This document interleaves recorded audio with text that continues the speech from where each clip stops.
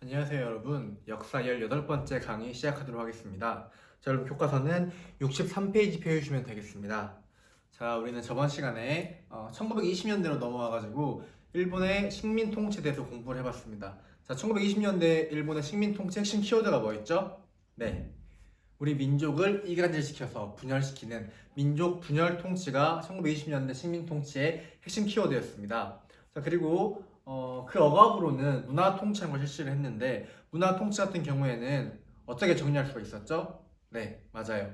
우리 민족을 철저히 기만했으며 친일파를 양성하기 위한 통치가 바로 문화 통치의 핵심이자 본질적인 내용이었습니다. 헌병 경찰을 보통 경찰로 바꿨지만 오히려 경찰력은 3배 이상 늘렸고요. 또 문관인 총독을 임명한다고 했지만 결국에는 단 한 명도 문관 총독은 임명되지 않았습니다. 이어서 언론 출판 집회 결사의 자유를 주어진다고 했지만 결국에는 철저히 이를 검열하고 자신의 마음에 맞지 않으면 기사를 삭제하거나 정관시키거나 폐간시키기도 하고요. 또 치안유지법이라는 걸 만들어가지고 민족이 결사하고 모이는 걸 철저하게 억압했습니다. 또 교육 기회를 확대한다고 했지만 학교의 수는 늘렸지만 조선인의 취학률은 오히려 떨어졌습니다. 즉, 교육 기회 확대는 조선인을 위한 것이 아니라 일본인을 위한 확대였습니다. 그리고 친일 단체나 친일 기관들을 만들어가지고 친일파를 양성하기 위해 힘썼습니다. 자, 이어서 경제적인 수탈로는 뭐가 있었죠? 네, 공업화를 통해서 일본의 쌀이 부족해지자 이를 해결하기 위해서 조선에서 산미 증식 계획이라는 걸 실시했습니다.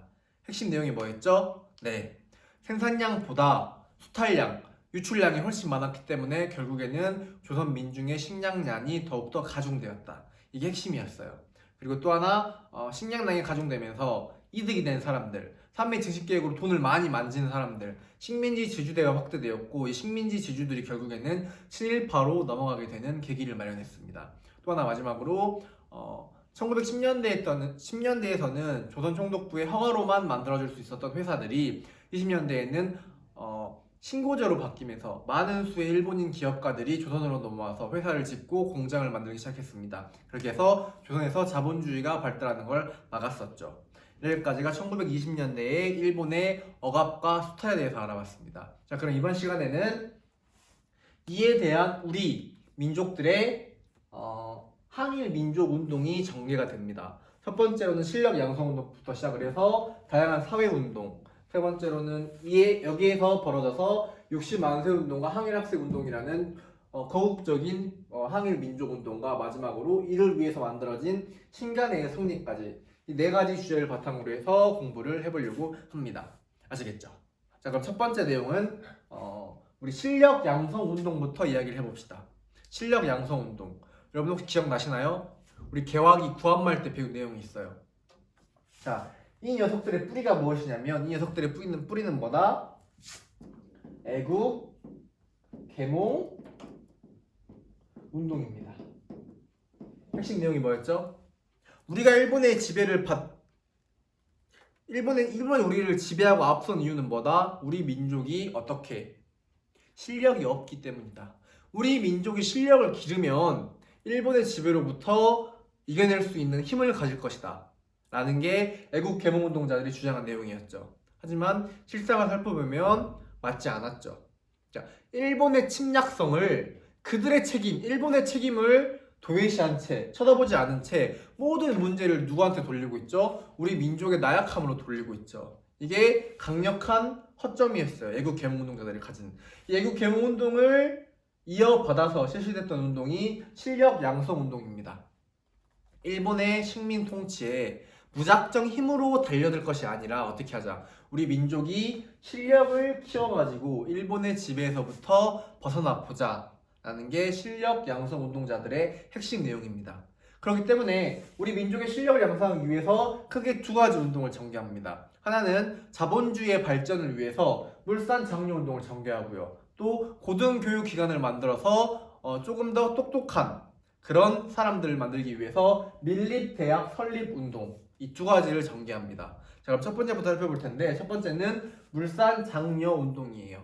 자, 우리 조선에서 자본주의가 발달하지 않는 이유가 무엇이냐? 가장 핵심은 일본이 방해하기 때문이죠. 그런데 이러한 문화 통치로 조금의 기회가 생기자 어떻게 한다? 회사령이 어떻게 허가제에서 신고제로 바뀌자 우리도 공장을 만들어서 뭘 하자? 자본주의를 발전시켜서 경제력을 높이자. 이게 물산 장려운동이에요. 물산 장려운동은 평양이라는 지역에서 조만식의 주도로 실시되었으며 핵심 내용은 어떻게 하자? 토산품을 애용하자. 일본 것을 쓰지 말고, 일본 물품을 쓰지 말고, 일본 물품이 비록 일본에서 수입돼가지고 어떻게 가격이 저렴하더라도 일본 물건을 쓰지 말고 가격은 조금 비싸더라도 질은 조금 떨어지더라도 우리 조선인 기업가들이 만든 조선 공장에서 만든 물건을 쓰자. 즉 토산품을 애용하자라고 주장했던 게 물산 장려 운동이었어요. 이해 가시나요? 조선 사람 조선의 것으로 우리가 만든 것 우리가 쓰자라는 것들을 강조하면서 벌어졌던 게 물산 장려 운동의 핵심이었습니다. 하지만 이 운동은 일본의 방해로 실패로 돌아갑니다. 그리고 또 하나 여기에 누가 반발을 하죠? 누가? 사회주의자들이 이들의 행위에 대해서 강력한 비판을 합니다. 사회주의는 뭐예요, 여러분? 자본주의를 비판하면서 만들어진, 특히나 러시아에서 혁명이 일어나면서 더욱더 확고하게 된 이론이 사회주의란 이론이에요. 즉 자본주의를 물리치고, 자본주의에서 나타나는 필연적인 문제점이 뭐예요? 빈부의 격차죠. 가진 사람은 끝없이 많이 가지고 가난한 자들은 한없이 가난해지는 걸 빈부의 격차라고 하죠. 이거를 줄이기 위해서 어떻게 공동으로 생산해서 국가가 분배해주자. 이게 사회주의의 핵심 내용이었어요. 사회주의자들은 이렇게 비판을 합니다. 자, 물산 장려운동 좋다. 하지만 잘 봐봐라. 너희들이 주장한 내용들, 값도 일본 물건보다 비싸고 품질도 떨어지지만 어떻게 조선 사람들이 만든 물건을 쓰게 됨으로 해서 어떻게 된 거예요? 오히려 수요가 공급을 따라가지 못합니다. 많은 조선 민중들은 이 물산 장려운동을 지지하기 위해서 많은 물건들, 조선인이 만든 공장에서 만든 물건을 살려고 해요. 수요는 많지만 그에 따른 공급이 떨어져 버립니다. 즉 조선의 공장의 수가 적기 때문에 만들어낼 수 있는 물건이 한정돼 있었어요. 그럼 어떻게 될까요? 가격이 폭등하겠죠. 그러면서 결국에 누구의 배를 채워주는 거예요? 조선인 자본가들의 배를 채워주는 겁니다. 즉 이들이 주장한 내용의 핵심은 이겁니다. 왜 너희들은 조선인 자본가들의 이익과 조선 민중의 이익을 동일시 여기느냐? 너희들의 배를 불리는 것과 우리 조선 민족들이 부유해지는 것, 왜 이걸 같게 생각을 하느냐? 너희들이 부유해질수록 조선 민중은 가난해진다 라고 주장합니다. 누가? 사회주의 세력들이요. 이건 굉장히 타당하고 일리가 있는 말이죠. 자본가의 이익과 민족의 이익을 같게 만들었거든요. 이게 이들의 핵심적인 어떻게 보면 패착이죠. 그래서 이 운동은 결국에는 실패로 끝나버립니다. 어떻게? 토산품의 가격만 올려버린 채 끝나게 돼요. 자, 이어서 두 번째로는 일본이 계속해서 실업 교육만 강화시키고 누구를? 조선 민족들을 자신들의 불임을 받는 이런 교육들만 실시를 하자. 안 되겠다. 우리도 고등교육기관을 설립을 하자라고 하면서 천만인의 조선 민족이 이런 식만 보태서 뭘 만들자? 학교를 만들자. 어떤 학교? 고등교육기관인 밀립대학을 설립하자라고 하면서 이상제를 주도로 해서 밀립대학 설립 기성회가 만들어지고요. 이 기성회를 토대로 해서 모금 활동을 활발하게 전개합니다. 마치 국채보상운동 때와 같게요. 그렇게 해서 돈이 모이는데 여러분 이때 하필 1923년에 벌어진 운동이거든요. 둘 다 1923년 전에 22년과 21년에는 전국적인 수해, 태풍 같은 게 불어닥쳤고요. 가뭄이 일어나면서 굉장히 어려운 일을 겪게 됩니다. 민족들. 그래서 우리 조선 민족에게 수중에 돈이 없기 때문에 모금 운동이 활발하게 일어나지 못했습니다. 거기다가 이를 보고 있던 우리 일본 아이들이 가만히 있을 애들이 아니죠. 어떻게 해요? 조선인들이 자기네들의 대학을 만들어서 똑똑한 스마트한 인재들을 키워내기 전에 일본인들이 통제할 수 있게끔 학교를 만듭니다. 그 학교의 이름이 바로 경성제국대학이 되는 거예요. 이 경성제국대학은 광복을 맞이한 후에 서울대학교로 이름이 바뀌게 됩니다. 아시겠죠? 이렇게 경성제국대학을 만들어가지고 어떻게 밀립대학 설립운동을 일본이 무마시켜 버립니다. 자, 이게 실력 양성으로 일어난 두 가지 일. 하나는 물산 정리운동과 또 하나는 밀립대학 설립운동이 일어납니다. 결국에는 모두 다 뭐다? 일본의 방해로 실패를 하게 됩니다. 아시겠죠? 이렇게 실패의 경험이 축적되면서 어떻게 민족주의자들 사이에서 마음이 흔들려 버리는 사람들이 등장을 합니다. 이 사람들이 결국에는 뭘로? 친일파로 넘어가게 되겠죠. 그건 이따가 우리 신간에 공부할 때 이야기 해봅시다. 자, 한 장 해봅시다, 여러분. 교과서. 자, 64페이지를 피면은 뭐가 나오죠? 다양한 사회운동들이 나옵니다. 사회운동은 뭐예요? 사회주의의 영향을 받아가지고 사회를 바꿔보겠다 라면서 주장했던 게 다양한 사회운동들이 등장을 해요. 크게 네 가지가 있는데요. 하나는 농민운동, 또 하나는 노동운동, 이어서 소년운동과 형평운동까지 이 네 가지를 이야기해 보려고 합니다. 자, 그럼 첫 번째로 살펴볼 내용은 농민운동이에요. 농민운동. 자, 농민들은 일본에게 가장 극심한 수탈을 받았던 계급이었습니다. 왜? 아까도 말했듯이 산미 증식 계획으로 노동자들을 못 살게 굴었죠. 거기다가 또 농민들을 못 살게 굴었죠. 거기다 또 하나 식민지 지주대가 발달을 하면서 토지조사 사업과 상미 증식 계획으로 식민지 지주대가 발달하게 되면서 지주들의 배는 불리고 토장용들의 배는 굶주리게 되는 사태가 벌어집니다. 그러면서 극심한 가난함, 빈궁함에 시달리게 되면서 벌어진 게 노동운동이에요. 대표적인 방법으로는 소작쟁이라는 게 있습니다. 쟁이라는 말은 영어로 하면 스트라이크, 또 지금 말로 풀이하면 파업과도 같은 말이에요. 자신이 하던 일을 놓아버리고 우리의 의견이 수렴될 때까지 쟁의를 하는 거, 파업을 하는 거를 쟁의라고 합니다. 아시겠죠? 대표적으로는 목포에 위치한 암태도라는 섬에서 소작쟁의가 벌어져요. 조선인 지주가 악독하게 무려 소작량의 70% 이상을 소작료로 내라고 하냐? 잠깐만요. 소작료로 내라고 하자 이거에 반대해서 암태도에 있던 농민들이 다 놔버렸어요. 자, 여러분, 봄이 되면 씨를 뿌리고 가을이 되면 수확을 해야겠죠. 농민들이 이렇게 나와버립니다. 열심히 우리가 뼈 빠지게 수확을 해봤자 누구 배를 불리는 거냐? 저 지주놈의 배를 불리는 거다. 우리는 언제나 가난한데 우리가 굳이 수확을 할 필요가 있냐? 라고 하면서 수확을 안 해버려요. 추수를 안 해버립니다. 그러면은 지주 입장에서는 난리가 나겠죠. 이렇게 강력하게 쟁의를 해버리자 결국에는 이게 먹혀들어가지고요. 원래 소작료가 70%였는데 50%까지 감면을 시켰다고 합니다. 어떻게 보면 소작쟁의가 통한 거겠죠. 이거는 1923년도에 벌어진 사건이에요. 자, 이어서 노동운동은 무엇이냐? 자, 20년대 회사령이 허가제 조선총독부의 허가에서 신고제로 바뀌면서 많은 수의 공장들이 조선 곳곳에 만들어집니다. 특히나 간호조약으로 개항된 3개의 항구가 있죠. 하나는 경제적인 목적에서 부산, 정치적인 목적에서 인천, 마지막 군사적인 목적에서 원산이 개항됩니다. 그래서 원산은 최초로 개항된 3개의 항구 중 하나로서 일본인들이 가장 많이 드나들던 곳이었어요. 그렇기 때문에 이 원산이라는 지역에 굉장히 많은 공장들이 만들어집니다. 이런 와중에 공장이 많이 만들어지면 공장에서 일할 사람들이 필요하겠죠. 노동자들을 받아들입니다. 그런데 여러분, 이 악덕 공장주들, 자본가들이 어떻게 노동자들의 피를 쪽쪽 빨아먹는 거예요. 지금으로 치면 여러분, 최저시급이라는 게 있죠. 또 하루에 8시간 이상 근무하면 추가 수당을 줘야 되고 8시간 이상 근무하는 걸 법적으로 제한하고 있죠. 그런데 이때는 그런 게 다 필요 없습니다. 10시간 이상, 12시간 이상, 심지어 15시간 이상 노동자들을 어떻게 열심히 부려요.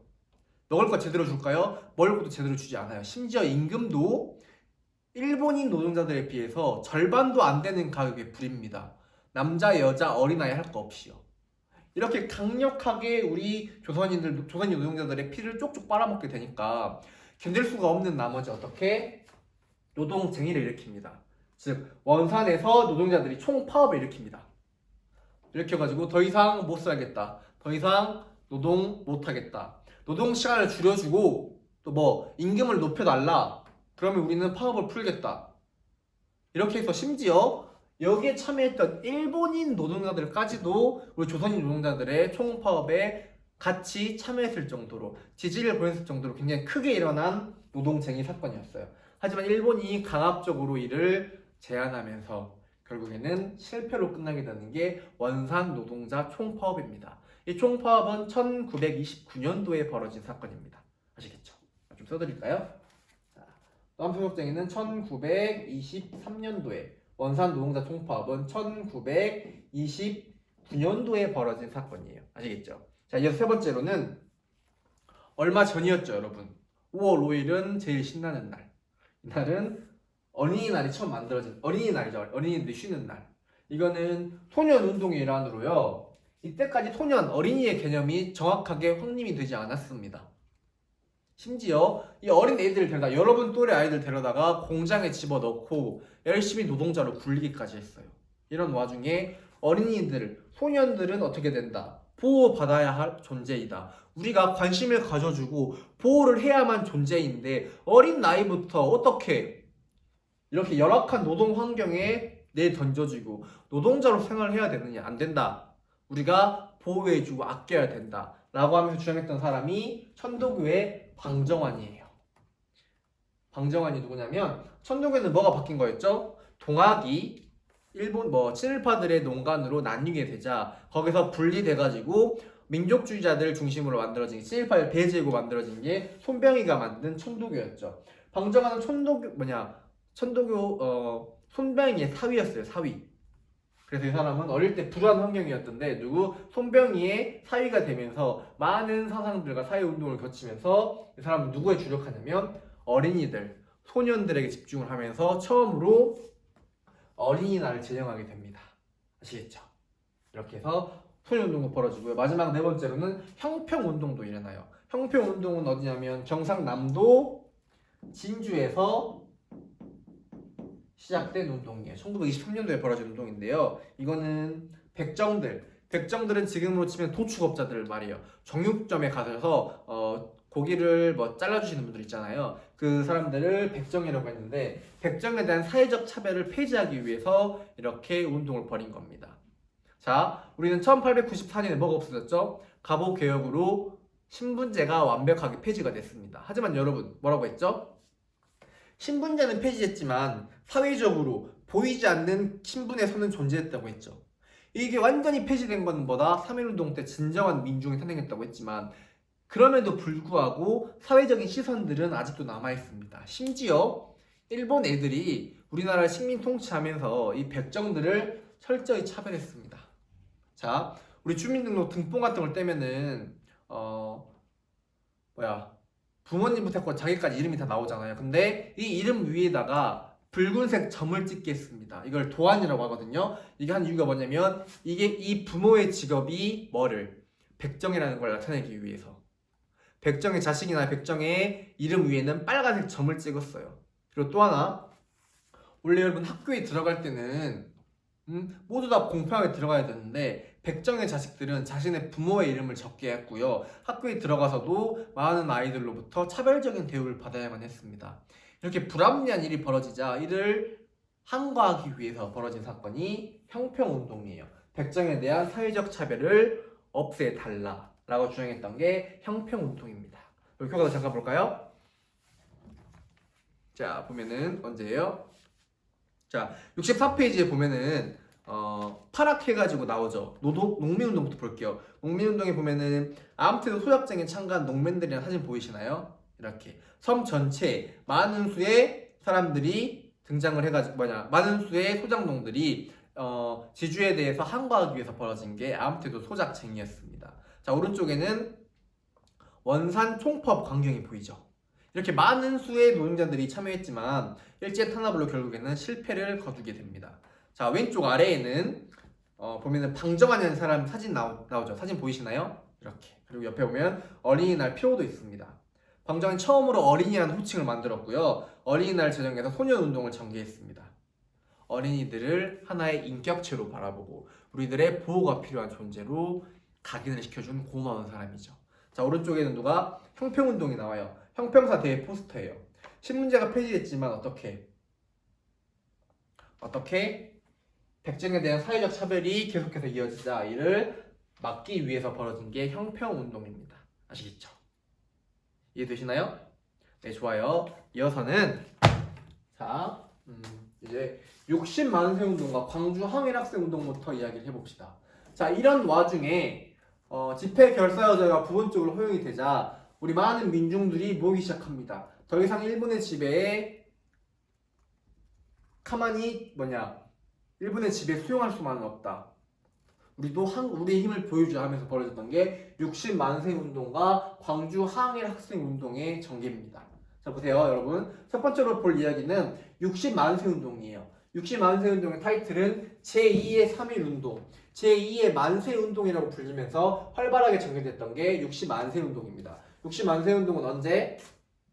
1926년도에 벌어진 사건입니다. 이는 조선의 마지막 황제였던 순종이 26년에 죽게 됩니다. 그래서 이제 고종 때와 마찬가지로 3.1운동 때와 마찬가지로 순종의 국장일 때 많은 수의 민중들이 모일 걸 감안하고 이때를 대비해서 만세운동을 벌이려고 특히나 종교계 인사들과 사회주의 계열 인사들이 모여가지고 열심히 논의를 했습니다. 하지만 이거는 사전에 발각이 되면서 사회자들이 만들었던 조선공산당이 박살이 나고요. 많은 수의 종교계 인사들도 큰 목소리를 내지 못하고 결국에는 실패를 하게 됩니다. 하지만 요 60만세 운동의 의의를 보자면 이때 처음으로 물과 기름처럼 섞이지 않을 줄 알았던 사회주의 세력과 민족주의 세력이 조금씩 연대를 하기 시작했어요.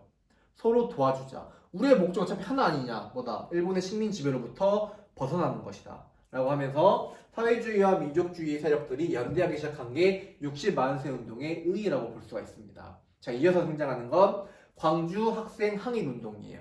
자, 이거는 우리 1929년도에 벌어진 사건입니다. 자, 이건 여러분 교과서 앞으로 좀 가봅시다. 자, 60페이지 보면은 역사 속으로라고 그림 보이시나요? 후쿠다! 너는 명색이 중학생인 녀석이 야비하게 여학생을 희롱해? 라고 나오는 조선인 학생의 만화가 보이시나요? 자, 이게 바로 광주 학생 항일 운동의 시작이었어요. 나주에서 광주로 기차를 타고 통학하는 학생들이 있었어요.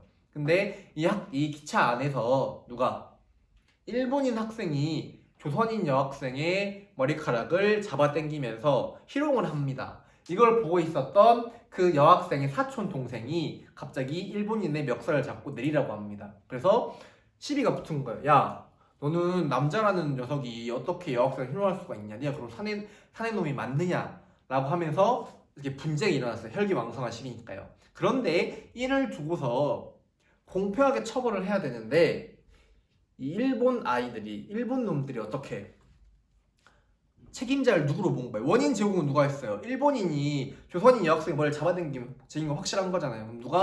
일본인 학생이 원인을 제공했지만 처벌은 누구만 당했다? 조선인 학생들만 당했습니다.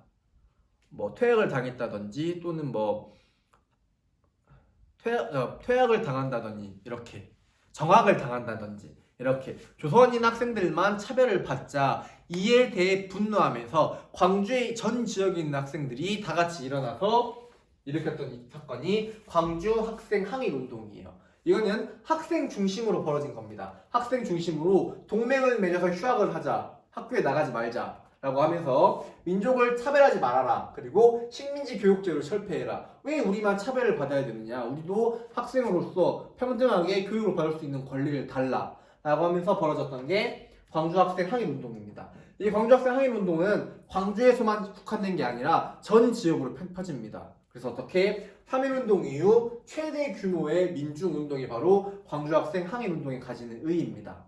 자, 이것에 대해서 밑에 나오는 신간회가 진상조선안을 파견을 하고요. 이걸 좀 더 확대해서 민중대회로 마치 3.1운동처럼 전국적으로 강력하게 항거하려고 했지만 일본의 탄압으로 실패하게 됩니다. 아시지만 여러분들, 즉 학생들의 힘을 보여줬던 게 광주 학생 항일 운동이에요. 여러분 10월달 되면 이거 관련해가지고 광주에 있는 학교들은 이 사건을 기념하기도 하죠. 아시겠죠? 자, 마지막으로 오늘의 하이라이트입니다. 오늘 배울 내용의 하이라이트, 신간의 성립에 대해서 이야기를 해봅시다. 자, 여러분. 자, 이렇게 써볼게요. 자, 아쉽게도 우리 조선 민족들은 식민지를 벗어나는데 두 개의 세력으로 나뉘어버립니다. 어떻게? 하나는 민족주의 세력이었고요. 또 하나는 소련의 영향을 받은 사회주의 세력이었습니다. 자, 여러분, 사회주의라고 해서 뭐 빨갱이다, 공산당이다 라고 선입견을 가지고 접근하시면 굉장히 위험합니다. 이때 사회주의는 솔직히 말씀드릴게요, 여러분. 사회주의의 이념, 사상, 논리라는 것에 푹 빠진 사람들이 아닙니다. 이때 당시 소련이 뭐라고 말했냐면, 세계에 있는 식민지 국가들이여, 우리 소련이 너희들의 독립운동, 민족운동들을 전폭적으로 지원해 주겠다 라고 말하자 세계의 많은 피식민지 국가들의 독립운동가들이 뭘 받아들인 거예요? 사회주의를 받아들인 거예요. 즉 독립운동의 한 가지 방법으로 사회주의를 받아들인 겁니다. 원래부터 사회주의 사상에 관심이 있다거나 이를 실천하기 위해서 노력했던 그런 사상가들이 아니었습니다. 독립운동의 일환으로 사회주의를 받아들였다 라고 생각하신 다음에 내용을 이해하시는 게 여러분이 혼란이 생기지 않고 역사를 이해하는 데 도움이 될 것 같아서 이렇게 이야기를 했습니다. 그래서 사회주의를 받아들이는 세력과 민족주의를 받아들이는 세력이 있었어요. 자, 그런데 이 민족주의 세력 내에서 일본의 민족 분열 정책으로 인해서 이간질이 생기면서 이 민족주의 세력들이 분열해 버립니다. 즉 실력 양성 운동에 대한 실패의 경험들이 쌓이면서 무엇을 해도 우리는 결국엔 안 될 것이다. 일본의 탄압으로 실패할 것이다 라는 실패의 경험들이 쌓이면서 파가 나뉩니다. 어떻게 나뉠까요? 자, 일본의 타협적인 세력들, 타협적인 민족주의자가 생겨버립니다. 누구에게? 일본의 지배 하에서 우리끼리 자치해보자. 이걸 뭐라고 하냐면 자치론이라고 해요. 이 자치론을 주장하는 사람은 저번 시간에 이야기했죠. 천재적인 문학과 예술가였지만 자신의 안위만을 생각해서 철저하게 친일파로 빠져버린 인물 이광수가 주장했습니다. 이광수가 동아일보라는 신문에 민족적 경륜이라든지 이런 것들을 발표하면서 자치론을 주장을 해요. 우리 민족의 힘으로는 어떻게 되니까? 일본의 식민지를 벗어날 수 없으니까 일본의 식민지배를 받는 하에서 우리끼리 자치를 해서 힘을 기르자 라는 말도 안 되는 주장을 하게 됩니다. 이게 바로 일본에게 타협하는 민족주의자들을 말해요. 반면에 끝까지 일본에게 타협하지 않는 비타협적인 민족주의자들이 등장을 합니다. 자, 우리는 일본에게 타협하지 않겠다. 우리 민족을 위해서 싸워나가겠다 라고 주장했던 게 비타협적 민족주의자 세력들이었어요. 자, 60만 세운동을 벌이면서 사회주의와 민족주의들이 연계하게 되면서 어떻게? 두 세력들이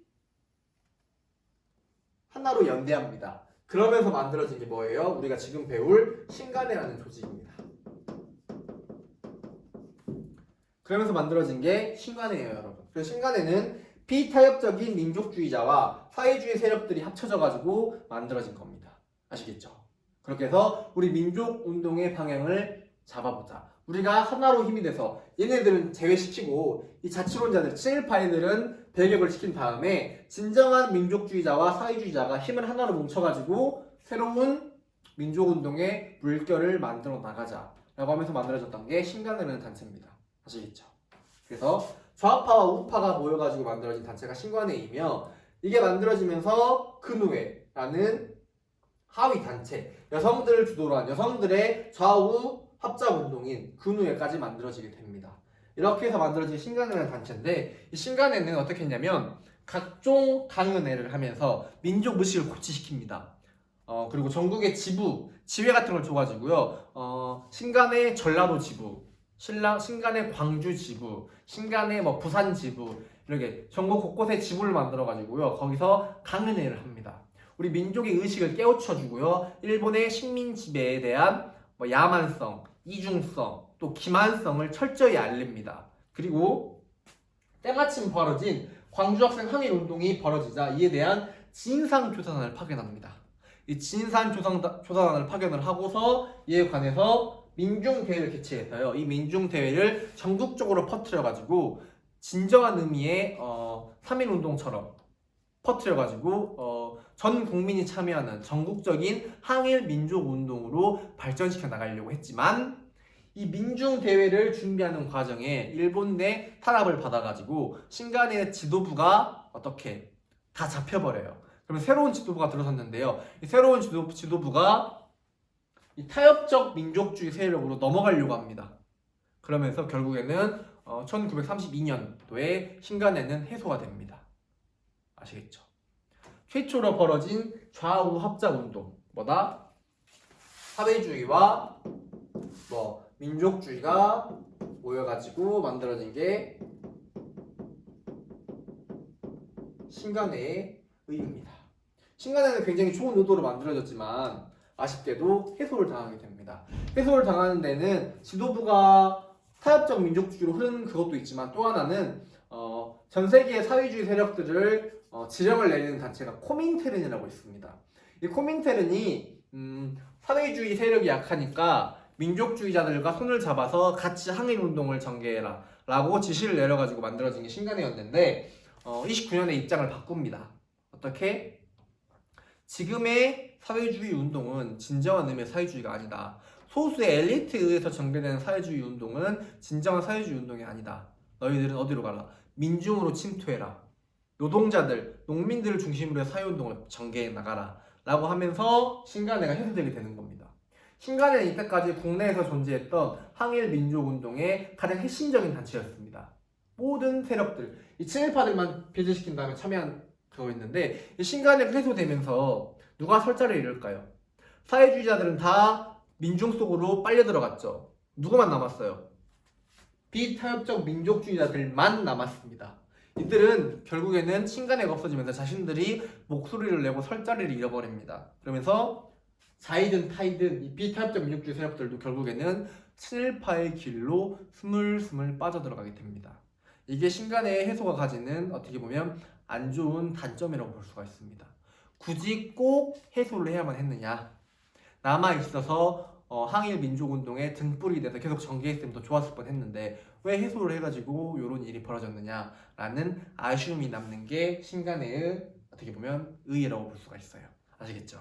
그래서 잠깐 보면은 우리 65페이지에 신간의 강령이 나옵니다, 여러분. 65페이지 이쪽에 보면은 우리는 정치적, 경제적 각성을 촉구한다, 촉진한다. 두 번째, 우리는 단결을 공고히 한다. 누구와? 비타협적 민족주의자와 사회주의 세력 간의 단결을 공고히 한다. 세 번째, 우리는 일체의 기회주의를 배격한다. 기회주의자가 뭐예요? 기회만 보고서 자신들의 이익만 보면서 주대 없이 의견을 왔다 갔다 바꾸는 사람들이죠. 대표적으로 누가 있어요? 요 친일파놈들, 타협적 민족주의자가 있습니다. 이 세 번째 강령은 뭐예요? 타협적 민족주의자, 즉 자치론자들을 완벽하게 배격하는 내용이에요. 아시겠죠? 이런 내용을 토대로 해서 만들어진 겁니다. 그래서 마지막으로 신간의 성립 배경을 보면은 가부터 읽어볼게요. 가는 우리와 뜻을 같이 하던 사람들 중 일부가 일제와 타협할 것을 주장하고 있습니다. 누구예요? 타협적 민족주의자, 자치론자들이죠. 이는 독립 의지와 투쟁력을 약화시키는 행위입니다. 우리는 그들과 함께할 수 없습니다. 라면서 민족주의자가 목소리를 내자 이어서 사회주의자가 동조를 하죠. 우리는 노동, 농민운동 등에서 주도적인 역할을 하였으나 일제의 탄압으로 활동이 위축되었습니다. 지금은 이념과 노선을 초월하여 힘을 합치는 것이 필요합니다. 라고 사회주의자가 동조하면서 만들어진 게 신간회라는 단체입니다. 아시겠나요? 자, 여러분 이번 시간에는 우리는 실력 양성운동부터 시작을 해서 다양한 사회운동, 이어서 60만세 운동과 광주항일 학생운동을 거쳐가지고 마지막으로 좌우합작운동이었던 신간회까지 이야기를 해봤습니다. 이해 가시나요, 여러분? 여러분 수업 듣는 날 대단히 고생 많으셨고 마찬가지로 2시 30분까지 구글 퀴즈 푸신 다음에 제출해 주시면 되겠습니다. 수업 듣느라 대단히 고생 많으셨습니다.